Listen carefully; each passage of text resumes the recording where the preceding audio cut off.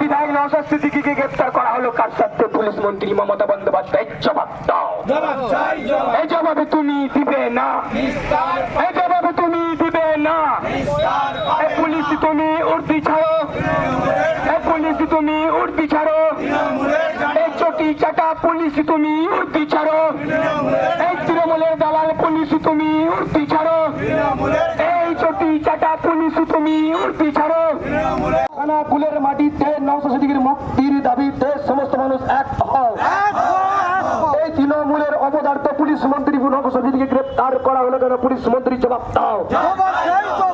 এই বিধায়ক নওশাদ সিদ্দিকীকে আক্রমণ করা হলো কেন? পুলিশ মন্ত্রী জবাব দাও। এই নওশাদ সিদ্দিকীকে গ্রেফতার করা হলো কেন? অপদার্থ পুলিশ মন্ত্রী জবাব দাও। এই জবাবে চাই, জবাবে দাও। এই জবাবে তুমি দেবে না, এই জবাবে তুমি দেবে না। পুলিশ তুমি উর্দি ছাড়ো,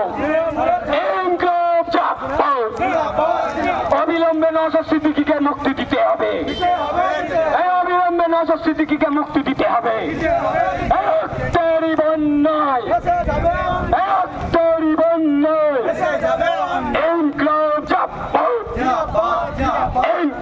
আইএসএফের সংগ্রাম, এই নওশাদ সিদ্দিকীর সংগ্রাম, এই নওশাদ সিদ্দিকীর মুক্তির দাবিতে সমস্ত মানুষ এক হও।